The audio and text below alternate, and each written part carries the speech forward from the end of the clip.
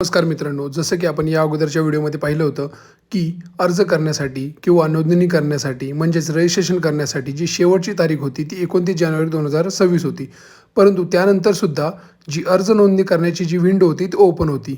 तसेच आज आपण पाहू शकता की विंडोवरती पोर्टलवरती काही चेंजेस झालेले आहेत. जसं की प्राधान्य निवड प्रक्रियेची जी विंडो आहे ती 11 फेब्रुवारीपासून 28 फेब्रुवारीपर्यंत खुली राहील असं त्यांनी सांगितलेलं आहे. जरी त्यांनी सांगितलं आहे की 11 पासून 28 तारखेपर्यंत त्यांची विंडो ओपन राहणार आहे प्राधान्य निवड देण्यासाठी, परंतु तरीसुद्धा अजून तिथं खाली रजिस्टर नाव किंवा रजिस्टर करा असं अजूनही तिथं ऑप्शन अवेलेबल आहे.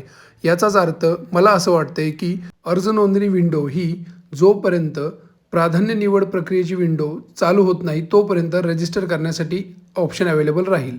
म्हणजेच आपल्याला 10 फेब्रुवारी 2026 पर्यंत आपण आपला अर्ज नव्याने नोंदणी करू शकतो किंवा रजिस्ट्रेशन करू शकतो.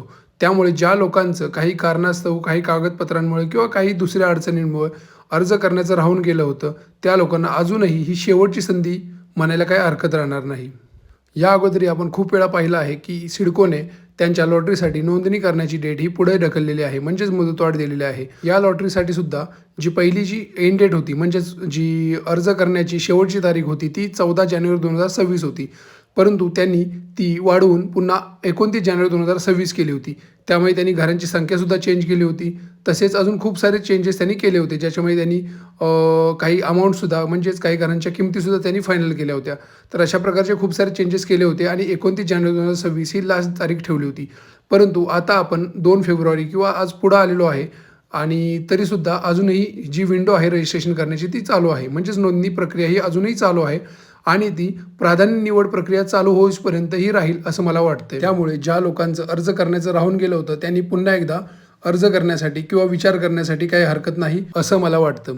जर खरंच अर्ज करायचा असेल तर लवकरात लवकर अर्ज करावा, कारण जी 10 फेब्रुवारीची आपण डेट बोलत आहे तो आपला एक अंदाज आहे. कारण त्यांनी जी प्राधान्य निवड प्रक्रिया ही 11 तारखेपासून त्यांनी चालू केलेली आहे. म्हणून आपण असा अंदाज बांधत आहे की 10 फेब्रुवारीपर्यंत नोंदणी प्रक्रिया किंवा रजिस्ट्रेशन प्रक्रिया चालू राहील. 10 फेब्रुवारी ही कोणती अधिकृत डेट नाही, तो आपण एक अंदाज बांधलेला आहे.